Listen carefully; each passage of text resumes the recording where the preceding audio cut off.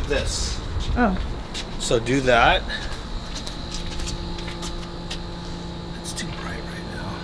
Yeah. Maybe I'll shoot it again later. Oh. So today we're going to take a tour of my gym, our gym, 619 Strength and Conditioning. We're here in Eastlake, Chula Vista, San Diego County. If you'll see right there. We have a Hustlefell. We've got a yoke. We've got some jerk blocks. Got some fire hoses. Right here is our COVID-19 sanitation station. So before you come in, you wipe your feet on here, and then you enter the gym, which we will do now. Perfect. So the first thing you'll probably notice about this gym, and you may be saying, is that it's very small. And that's what I thought too when I first came here, and I think it all the time sometimes when we get really busy. But seeing as now so many of my friends and colleagues have had to close down their gyms because they had so much overhead, I'm glad that I went with a smaller gym, because I wouldn't have been able to handle COVID-19 in Riverside for sure, and we would have struggled real bad at our original San Diego location, which was by far our biggest roster. So we have here, this is a Moss station, Moss Wrestling. This was made by one of our members for us, Ray. Thank you, Ray. These two bars right here are the first two good barbells that I ever bought for myself. This is a Penlay needle bearing bar, and this is a Rogue Ohio bar. I still use both of these bars probably more than any other barbell in this gym, even though I've upgraded both bars. They're my two favorite bars to this day. Here's a Slater log. I got this maybe November last year. Probably one of my favorite pieces in this entire gym. We've got some farmer's walk handles. This Viking press attachment we just got during the quarantine. It's very hard to get equipment right now. Everybody's sold out of everything, and people that are selling stuff online are selling it for way more than they should be. We have here Titan Fitness clean and jerk attachment. This is the only piece of Titan equipment that I have. This is a landmine attachment for rows. This is a T-bar, a power pin. I made this myself at Home Depot. I could probably buy a real one for the same cost, but I needed one for a video shoot that we did, so I went over and bought all the parts and made it. This is an XPO sled, another one of my favorite pieces. We got this last year. Very expensive, but I was fortunate enough to find one used. This right here is a magnetic motor, so the faster you push it, the more miserable it gets. Here are some fractional plates. If you'll notice this empty plate rack, we used to have some colored bumpers, but they were pounds. I plan on getting a full set of colored bumpers in kilograms, because Olympic weightlifting is all done in kilograms. We have some fractionals. This bucket is all my own wraps, stuff like that. We have some chains, weighted vests, parallettes, which are actually sitting on our safety spotters, which I should find something else to hang this stuff off of, because we never use these. This right here, this platform, which is unfortunately covered up, was made for me by my good friend Dennis Martinez, Riverside County Probation. It is our biggest and sturdiest platform. I used to have three. We only have two because that's all we could fit in here now. One of my platforms is in Riverside with a good friend of ours, Minnie Haro, who was formerly of Riverside County Probation, now LA County Sheriff. This piece right here is an SSL, Science Sports Lab. It has also isokinetic resistance.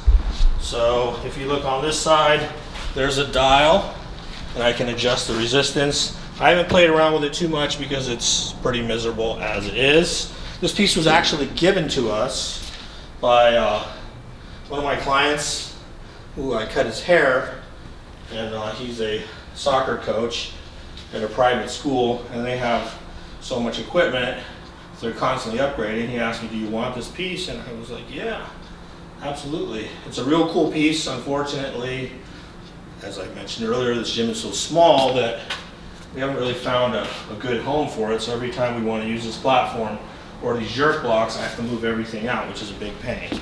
Right here we have 2 full sets of training bumpers, all kilograms. Like I said, I want to get a full set of colored so that we can use all of these with those if we decide to go heavy. These are eccentric hooks, so when you do a bench press or a squat and you lower the bar to a certain height, these will pop off, so when you come up, the bar is lighter. Pretty cool. This is this Prowler, one of the first pieces that I got. We opened our first gym in 2012. In 2016, we relocated that gym to Riverside, and then in 2018, we moved to this location. I should add that since I opened, actually since I started in the parks in 2009, my better half, Diana, who is behind the camera, has been with me all the way. So this place is as much hers as it is mine. She's responsible for the success of this place as much as I am. Well, maybe not as much, but you know, at least 1%. We have a monolift here, Rogue monolift. I actually had to have this one modified because my rack is not Rogue. These were welded on for me by a friend of mine. So if I ever went to sell it, probably have problems. Right here we've got a bunch of old kettlebells. These and the Prowler have been with us since our first gym in 2012. Here we got a keg. This one's full of sand. Got a couple strongman sandbags. This here, custom Pioneer weightlifting belt given to me for my last birthday from Diana. Thank you very much. Here we've got some slam balls, medicine balls, etc., etc.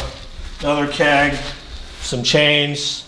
Up here on the wall we have some shirts that were given to me by many of my core classes or people on my birthday, things like that. Someone asked me the other day if every class I ever had given me a shirt, and I of course no, because then there would be like 55 or 56 shirts on the wall. But I have a good amount. Up there we've got some wall balls. Right here, this is an Edge Cross X, another one of the new pieces I picked up during the quarantine. Super cool piece. You've probably seen us playing with it, struggling with it, trying to get good at it in the recent videos. If you have not, you can check it out. This right here was a piece, I think it's seen on TV, but it was in Diana's mom's house, and I decided, hey, let's bring it in the gym. It actually works. Most of the stuff that you see on TV, that exercise stuff, it all works. It just usually doesn't have a whole lot of different uses. And of course, the trick is you have to actually use it. Right here, we've got some Indian clubs, dumbbells. This is a Most Fit hammer, mace. We picked that up at Ursa last year. Ursa is the trade show. Unfortunately, this year we were looking forward to, but it was canceled due to COVID-19. Got some hurdles, dip station. You can hear my dog in the background. She's always here. Some ab wheels. Right here, this is Vertec. This is a strength axle. I don't know if it was random. We got some suspension straps. This right here is Suples Hertz system. We've got an Exergenie. We actually have 2 Exergenies. Those are used to simulate truck pulls. And we also have one that's longer for sprints. The truck pull. Yeah. Vest for the truck pull. Here's some stretching straps.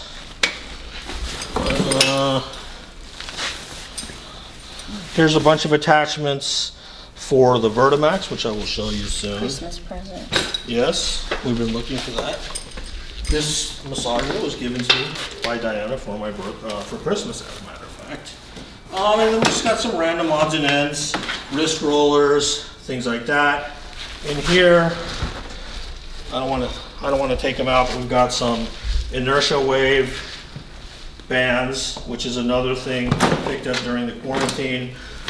There's a lot of things I've been wanting for a long time to get for the people here. I like to have a lot of different variety because, you know, there is beauty in simplicity, and some people are minimalists and they like to only have the bare minimum for equipment. And I've already been there. When I first started, I had no equipment. The only thing I had was empty muscle milk canisters to use as cones. I didn't even have cones. So I know what it's like to have nothing. And it's good to have lots of different pieces of equipment because it keeps your clients interested. And it looks cool in your videos. All right, so here we have some plyo boxes. Back there we've got a Vertimax. Another one of my favorite pieces.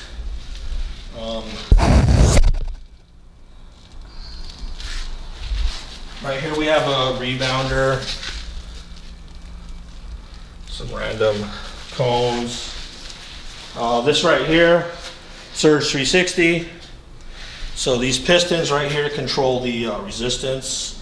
This was another piece that was actually traded to me by one of my clients who has a lot of money and just wanted haircuts and didn't want it in his house. So I was happy to take it because these are thousands and thousands of dollars new. So here is some more stuff. Hurdles, tie pads. We've got needle bearing women's bar. This is Diana's stainless steel Rogue power bar. I got this to upgrade from my Ohio bar, but I actually prefer my Ohio bar. The knurl in the middle is a little too aggressive for my tastes, but it's a very good bar. Here's Diana's Eleiko weightlifting bar. Here's my Eleiko weightlifting bar. Here's our Rogue deadlift bar, and here's our Kabuki transformer bar. I actually have a Kabuki Duffalo bar on the way. I ordered it for my birthday, which was in May, and everything is back ordered. The latest email they sent me was that all the places that do their plating were shut down.